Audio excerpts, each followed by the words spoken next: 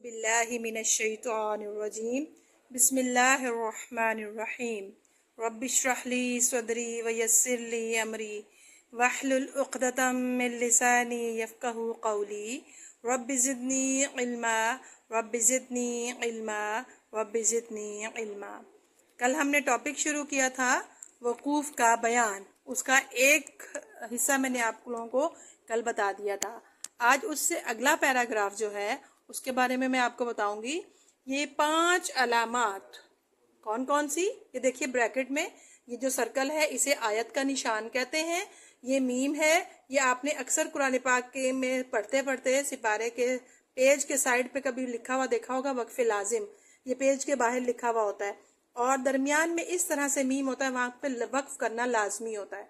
ठीक है, ये आयत का निशान, ये मीम, ये त्वा, ये जीम और ये जा, ये 5 अलामात अगर किसी वक्फ वाले हर्फ के साथ आए तो इन अलामात पर वक्फ करने के बाद आगे से पढ़ेंगे, पीछे से मिलाकर या अयादा करके नहीं पढ़ेंगे।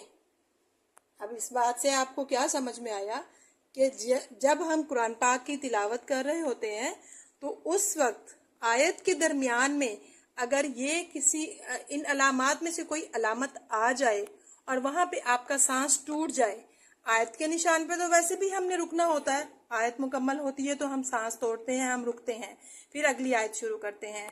और अगर मीम त्वा जीम जा में से कोई आ गई है अलामत तो वहां पे अगर आप रुकेंगे तो रुकने के बाद फिर आपने क्या करना है, आयत को जहां ये अलामत होगी वो हर्फ के ऊपर आपने वक्फ करने के बाद आगे से आयत को पढ़ के मुकम्मल करेंगे। और उसकी एक मिसाल में आयत मैंने लिखी हुई है, उससे बताती हूँ आपको मैं ना। बिस्मिल्लाहिर्रहमानिर्रहीम, यहाँ से देखिए, अल्लज़ीना युबल्लिगूना रिसालातिल्लाहि व यख्शौनहु व ला यख्शौना अहदन इल्लल्लाह। अब ये देखें, इल्लल्लाह पे इन अलामात में से त्वा की अलामत आई है। ठीक है, अब ये जो है आखिरी हर्फ पे वक्फ कर रहे हैं हम, तो यहाँ पे हा साकिन हो जाएगी, इल्लल्लाह। अब हमने यहाँ वक्फ कर लिया है, अब हम अयादा नहीं करेंगे। अयादा से मुराद पीछे से मिला के हम नहीं पढ़ेंगे, हम आगे से पढ़ेंगे और आयत को पूरा करेंगे। वकफा बिल्लाहि हसीबा। इसके बाद मैं अगली भी अलामात बताती हूँ।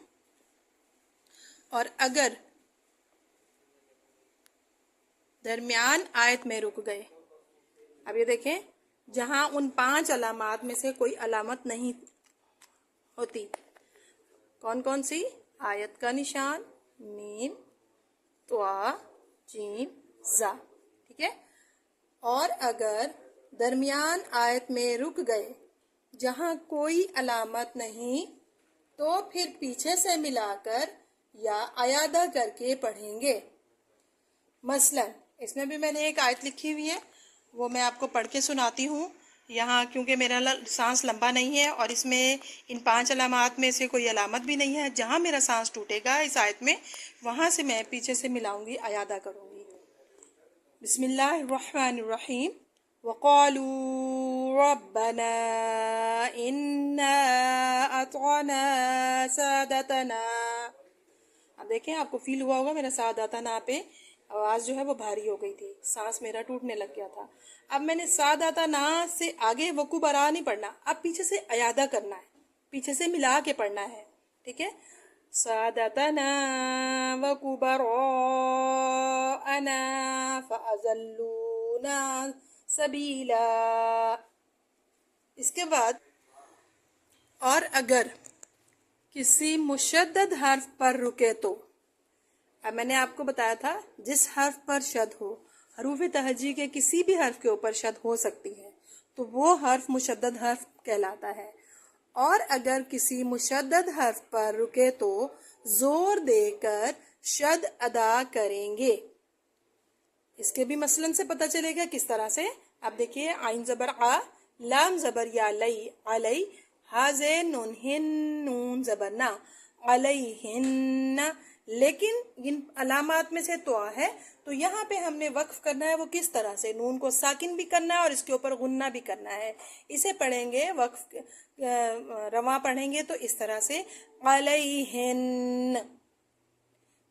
امید ہے کہ آج کا ٹاپک بھی آپ کو سمجھ میں آیا ہوگا، اور اس کے مطابق تقریباً وقوف کے بیان کے زیادہ تر جو رولز ہیں وہ میں نے آپ کو بتا دیے. اب چھوٹے چھوٹے کچھ رولز رہتے ہیں، وہ کل انشاءاللہ العزیز مکمل ہو جائیں گے اور ہماری تجوید ساری کی ساری مکمل ہو جائے گی. پھر انشاءاللہ ہم قرآن پاک سٹارٹ کر دیں گے، نورانی قاعدے سے سٹارٹ کریں گے تاکہ ہم پراپر طریقے سے ان اصولوں کے مطابق نورانی قاعدہ 30واں پارہ پھر قرآن پاک پڑھیں.